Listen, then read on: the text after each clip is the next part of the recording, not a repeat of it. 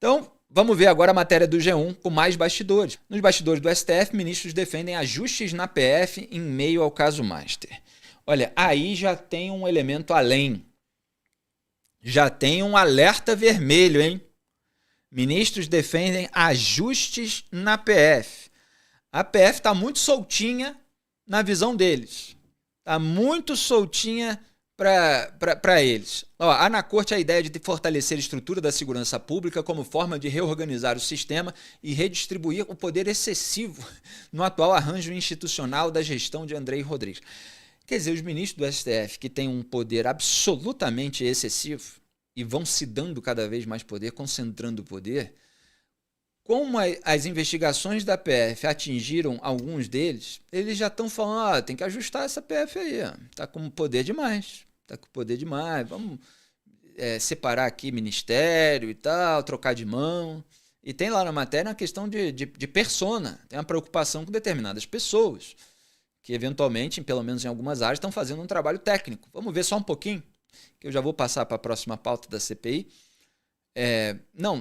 O conteúdo da matéria mesmo, os próximos prints, pode avançar aí, o clima interno é descrito como de forte desgaste, admitem que o STF saiu manchado da crise, o ambiente de desconfiança contaminou até conversas políticas internas, pode passar. Há inclusive menções discretas à possibilidade de uma saída de figuras centrais do atual cenário, como o ministro Dias Toffoli. Olha só, embora o tema seja tratado com extremo cuidado. Hoje, dizem interlocutores, muitos ministros evitam até reuniões reservadas ou conversas mais sensíveis, diante do receio de que encontros possam ter sido gravados. Olha só o ambiente de desconfiança mútua que existe hoje no Supremo Tribunal Federal. Porque eles próprios sabem do que os colegas são capazes. Principalmente depois daquela reunião secreta cujo conteúdo vazou bonitinho, entre aspas, com frases longas, dando todos os sinais de que foi gravado. E eles não quiseram investigar. Agora os caras querem fazer tudo aquilo que fizeram ao longo dos últimos anos, que é deliberar nos bastidores, longe das câmeras, do plenário, conversar sobre as questões e tal, mas estão receosos, né? Vai que são gravados. E quando você tem dois pendurados, acho que os outros têm receio de que eles queiram, vamos dizer assim, munição no sentido metafórico, claro, para não cair sozinho, né? Vai que quer mostrar, como de repente o que vazou o conteúdo da reunião, que os outros também têm outras coisas aí e tal, melhor me protegerem. Aliás, o discurso do Toffoli no começo da reunião secreta era aquele, eu abro as minhas contas, desde que todos abram. Que é para os outros não terem vontade de que ele abra, de que ele conceda, de que ele permita o escrutínio da sua vida. Se permitir da minha, todo mundo tem que fazer. E aí, vamos para a próxima? Esse ambiente de suspeita mútua tem dificultado articulações internas e tentativas de construir uma estratégia institucional para blindar o Supremo dos desdobramentos da crise envolvendo Moraes e Toffoli, episódios que, na avaliação de integrantes, acabaram arrastando o STF para o centro de turbulência. Então, olha, as articulações estão prejudicadas. Que coisa maravilhosa, né? Olha só que grande conquista do avanço das investigações. E ainda tem gente que diz que isso não serve para nada. Cada avanço, por menor que seja, vai mostrando como funciona a República, vai mostrando a personalidade, eventualmente a natureza moral de cada uma das figuras que vão se enrolando. E olha só, as articulações, o ministro do STF tem que fazer articulação do quê? Do quê? Não está na atribuição de ministro de Tribunal Superior fazer articulação. Articulação política é coisa de líder partidário. No Congresso Nacional quer fazer articulação, renuncia à toga, se candidata a deputado federal, a senador, ou municipal, ou estadual, se não tiver cacife, e vai lá fazer articulação política. Magistrado, a corte é provocada, tem um sorteio, hoje nem se acredita mais no sorteio eletrônico do Supremo Tribunal Federal, o processo cai com ele vai lá, abre o processo, lê o processo, tem lá um monte de assessores remunerados com dinheiro público para ajudá-lo e que ajudam mesmo, né? Gilmar acusou outro dia os outros de ghostwriter e tal, mas eles têm um monte lá. E aí analisa e tal, decide qual é a posição, muitas vezes fala assim, minha posição é essa, constrói aí a argumentação, depois me passa o texto final para eu assinar e tal, e vai julgar, vai votar. Que articulação é essa de bastidor? Que conversinha que tem que ter com os outros magistrados, se não no plenário, oficialmente, nos autos do processo, quando você tem uma decisão colegiada em que cada um traz o seu argumento. Mas não, está prejudicado agora, porque tem um clima de desconfiança mútua. Esse é o STF Futebol Clube, que parece que está tendo algumas tensões internas. No futebol a gente diz, de repente o treinador perdeu o vestiário. Vamos ver se é isso que está acontecendo lá. Olha aí essa notícia da Folha. PF suspeita de crime financeiro e avança sobre resort ligado a Toffoli com quebras de sigilo. Procurado, o ministro não se manifestou. Toffoli não é investigado, mas a apuração eventualmente pode esbarrar em transações do integrante do STF. Como o resort teve participação comprada pelo Fundo Arlim, que é da teia financeira do Master, ligada à REAG, que é suspeita de lavar dinheiro ou de fazer parte da teia de uma facção criminosa armada, a investigação está avançando. E tomara que não haja uma instrumentalização política para desviá-la do caminho. Vamos ver apenas um print dessa matéria para a gente completar, só para deixar claro o que está acontecendo. As quebras de sigilo envolvem fundos que têm conexão com o Master e tiveram relações, mesmo que indiretas, com o Taiaiá. A polícia deve requisitar ainda RIFs, relatório de inteligência financeira ao COAF, Conselho de Controle de Atividades Financeiras, sobre transações financeiras atípicas ou suspeitas.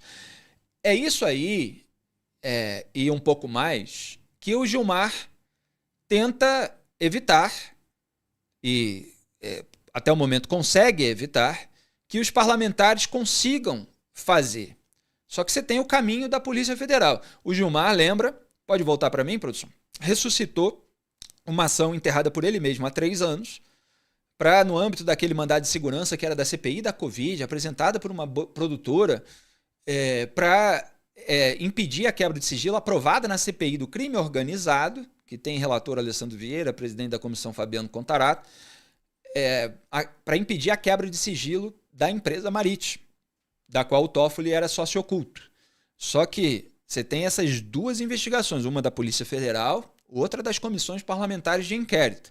O Gilmar bloqueou, por enquanto, a da CPI do crime organizado em relação à empresa do Toffoli. O Alessandro Vieira já apresentou 2 requerimentos para anular aquela decisão do Gilmar, para redistribuir e para fazer com que o André Mendonça seja sempre o relator, como deveria ser, de questionamento sobre atos da CPI. Ele é o juiz natural do caso. Vamos ver, portanto, se a PF vai conseguir avançar onde os parlamentares ainda estão impedidos de avançar. E, por fim, Transparência Internacional comentou esse trecho que eu tinha comentado aqui na quinta-feira, que é daquela conversa do Daniel Vorcaro, DV, com a sua namorada, uma influenciadora. E ele falou, eu sou muito louco com essa realidade, todos os ministros do Brasil, do STF, do STJ, etc., e euzinho discursando. Isso era num evento patrocinado pelo próprio Master. É curioso, né? Como esses empresários patrocinam um evento e aí eles conseguem falar, palestrar no evento, participar do painel que eles próprios pagam para acontecer, né? E aí a Transparência Internacional Brasil fez um comentário que acaba amarrando um pouco todos esses pontos apresentados aqui. Vamos ver o primeiro print. O Brasil precisa impedir que seu sistema de justiça se transforme em um grande Gilmar Palusa, que é aquele evento organizado pelo Gilmar Mendes em Lisboa, que começou como fórum jurídico, depois foi se ampliando, né? Normalizada e difundida pelo decano do Tribunal Constitucional Brasileiro, a prática promíscua de reunir juízes, políticos e empresários com verniz acadêmico e luxo patrocinado por partes interessadas já vinha chocando o mundo, como reportou a revista Economist em edição recente. Mas agora se sabe que chocou até mesmo Daniel Vorcaro. Segundo a imprensa, o diálogo entre ele e a namorada, em que ele próprio se espanta por estar discursando para ministros de tribunais superiores, refere-se à sua participação no primeiro Fórum de Brasil de Ideias que ocorreu em Londres em 2024. O evento, realizado em um dos hotéis mais luxuosos da Europa, onde as diárias mais baratas giram em torno de R$10 mil, foi patrocinado pelo Master. Próximo print é a continuação dessa mesma postagem. A Transparência Internacional Brasil diz o seguinte, em outro diálogo, dessa vez com Márcio Schaer, proprietário do blog Conjur, que apoiou o Grupo Voto na organização, eu falei disso aqui na sexta-feira, o patrocinador Vorcaro exerce ingerência direta sobre a lista de convidados ao evento. Muito mais grave, o banqueiro supostamente validou a lista com o ministro Moraes. À época, o jornalista Wesley Gauss revelou no Estadão que o encontro também havia sido patrocinado pela British American Tobacco, a BAT, antiga Souza Cruz, que tinha 2 ações no STF e integra a associação que era parte em processo relatado por Toffoli, um dos panelistas no Fórum de Ideias. O decano Gilmar Mendes, claro, também prestigiou o evento lobista. O pagamento de hospitalidade luxuosa a autoridades públicas com o intuito de receber benefícios indevidos é amplamente tipificado no mundo como possível modalidade de suborno, inclusive pelo UK Bribery Act, onde o evento ocorreu, e o Foreign Corruption Practices Act, dos Estados Unidos, onde a BAT também mantém operação. Quer dizer, em outros países, tudo isso aqui que eu venho analisando e criticando nos últimos programas e que venho apontando em um monte de artigos nos últimos anos, tudo isso é visto com altas suspeitas. Lembra que eu mostrei aqui o CNJ 2016 com Lewandowski afrouxando regra para estender magistério para palestra e para evitar que o cachê fosse divulgado, que pudesse ser sigiloso? Isso aí no exterior é visto como suspeita de pagamento por benefício indevido. E é preciso que haja transparência, é preciso que essas informações venham a público e que sejam investigadas as relações entre determinados eventos e determinadas decisões. Senão o Brasil vira essa grande farra, que agora, repito, está transbordando.